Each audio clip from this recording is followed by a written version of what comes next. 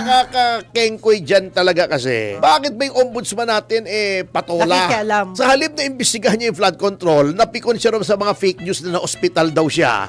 Yun ang pa imbestigahan niya. Nagteting naman, dami-dami mo dapat yung imbestigahan. Ano masasabi mo doon sa sinasabi ni Remulla tungkol sa ni share ni Leviste, binentang share ni Leviste sa solar?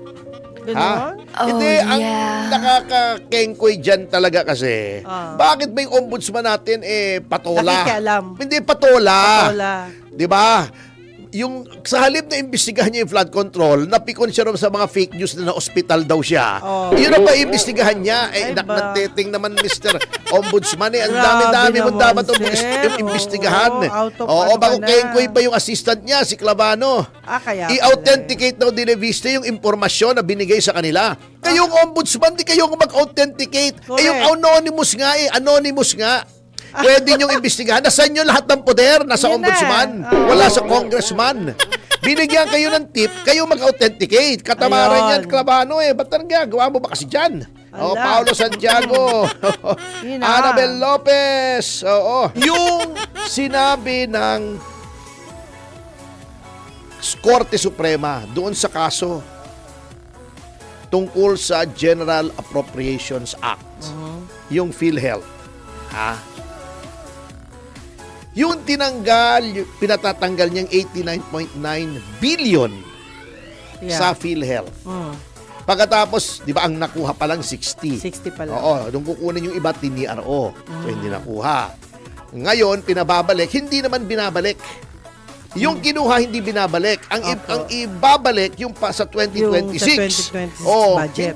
Hindi tama di ba? Explain na natin yan kung ba't hindi tama. Pag binababalik sa iyo, yung kinuha mo, yun ang ibalik mo, hindi mo kukunin sa iba. Yung iba. Diba? Halimbawa, may utang ako sa iyo. 1,000 piso. Sabi mo, ibalik mo na yung utang mo. Diba? Sa halip na ibalik mo, umutang ako sa iba, binigay ko sa iyo, may utang ka na naman. Patay. May utang ka naman ako, diba? Opo. Yun ang mabigat. Sinabi ng unconstitutional yun kasi yun daw ay pondo na nakalaan para sa mga mahihirap, sa mga senior citizen, sa mga may kapansanan. Ba't kukunin mo? Yan. Allotted na talaga. Ngayon, sinabi na rin ng Korte Suprema dun sa Belgica case, 2013.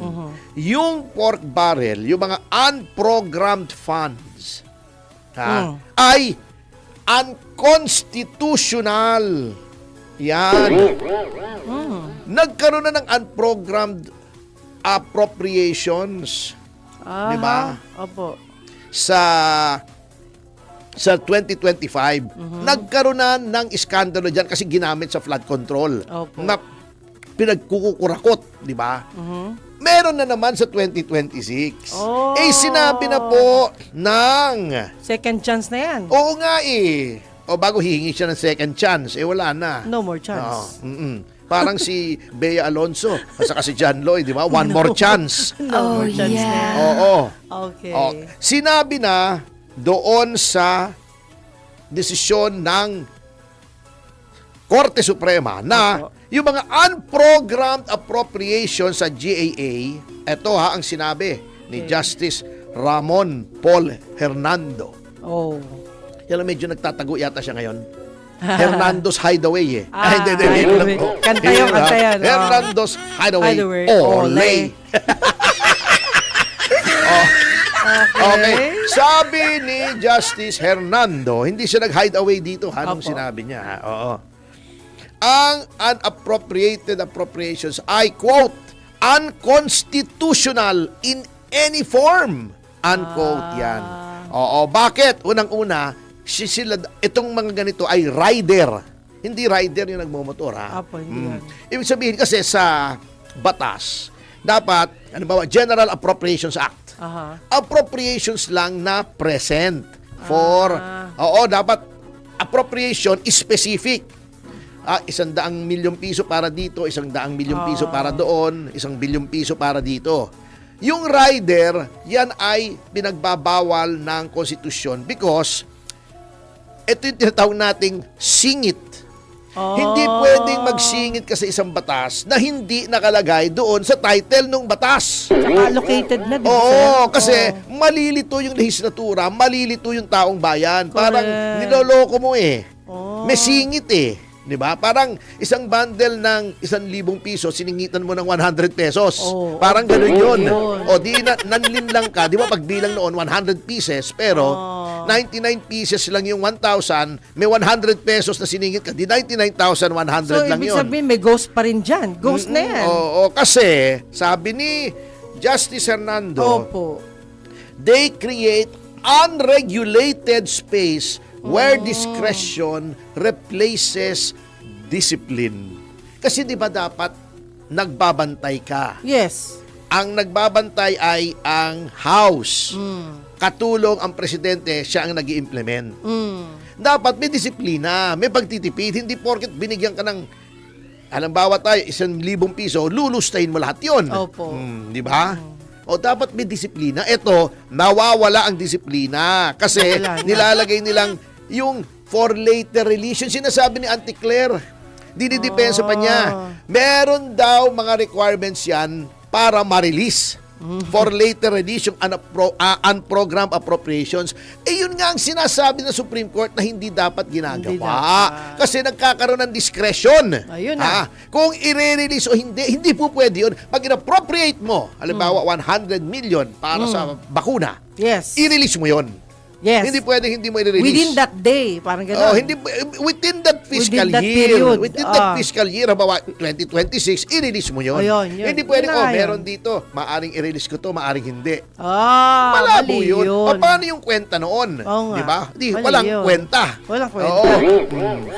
Yun ang sinasabi. Oo. Ito yung tinatawag tuloy na shadow funds. Ayun. Kung may ghost project, may shadow funds. Bago yan Sabi ng Supreme Court, etong mga shadow funds na may standby authority Opo.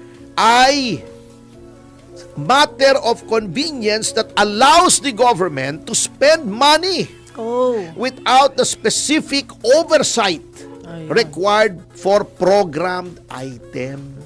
Kasi yung programmed items, halimbawa, di ba, GAA, Yes. pinag-uusapan yan, halimbawa, 100 million para sa bakuna.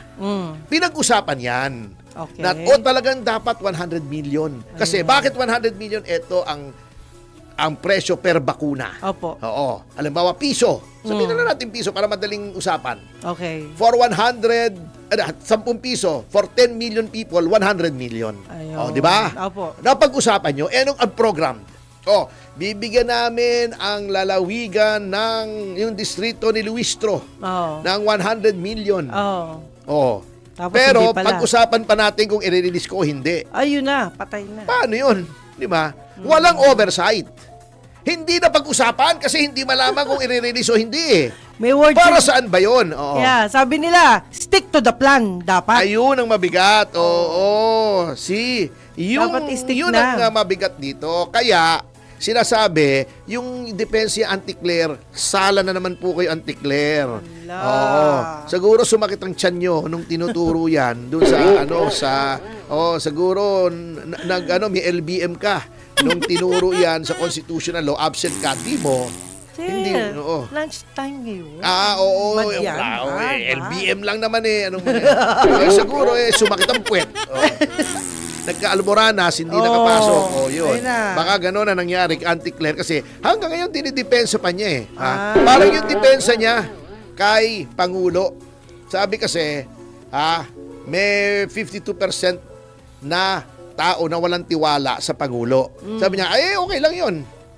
Hindi, sabi pala, may 48% na walang trust kay Pangulo. Sabi niya, okay lang yun. May 52% pa naman nagtitiwala sa kanya. Hindi po ganun ang poll. Ang poll kasi, no trust, small trust, cannot say big trust. So, 30% lang po ang malaki ang tiwala kay Pangulong Marcos. Yung iba, maliit ang tiwala. Yung iba, hindi nila alam kung dapat pagtiwalaan. So, hindi po 52% ang may tiwala kay Pangulo. Tingnan nyo po kasi, matuto po tayong bumasa ng poll numbers. at mag-analyze ng poll results. Hindi po 100 minus sa 48 po yan equals 52 ang may tiwala. Hindi po ganoon. Saan pa kinukuha kasi ni Pangulong Marcos itong mga tao niya? Yun lang. Buhay. Yan lang. Bago may mga trolls pa yan, ganun din. Walang quality, walang followers. Anyway, ipagpapatuloy po natin ang ating pag-aaral. Anyway, kahapon yata ay may usap-usapin Opo. na impeachment. Umiinit ang usapin na hindi lamang si Vice President Sara Duterte ang hahainan ng impeachment. Umiinit din ang usapin na may impeachment na ihahain, impeachment complaint laban kay Pangulong Marcos. At alam mo kung anong umiinit pa? Ano po ang Etong mainit? studio, mainit! Ala! Naka-on nga yung aircon, Ay, mainit mainit dito. na. Kung anong init nung usapin sa Spring and Prague, usapin dun sa impeachment. Yun ang init nitong studio. Ano ba to? Kala ko kung saan ka na Alam ko, nag-init malaki eh. kita nitong studio. Nakakapagpahid naman. Hindi. Alam mo, Tony, iba yung body, natin, temperature. Hot kasi tayo. Ikaw lang naman na nag-iinit lagi eh. Oh, Anyway, diba? mabalik tayo sa mainit na impeachment. Opo. Yan! Malamig na po rito. Yan. Yan. Okay. Mainit Thank na you. impeachment. Ang basihan daw ng impeachment kay Pangulong Marcos ay betrayal of public trust. Oh. Ibig sabihin, yung tiwala na inilagak sa kanya Ay, ng nawala. taong bayan ay wala na. Kanyang Wala na. hindi niya tinupad. Ibig sabihin, pinagtaksilan niya tayo. Naging salawahan siya. Diba? Parang boyfriends. Grabe. Ikaw pala'y salawahan. Oh, yeah. Bakit mo ako inaasa? Oh, yeah. Sige. Tuloy mo. Inibig pa kita ng lubusan. Oh, yeah. Ngunit ako'y iniwan. Oh, di ba? yeah. Boyfriends. Di ba? Di ba? Yan. Ano daw ang basihan kung bakit sinasabi ng mga nais maghain ng impeachment na parang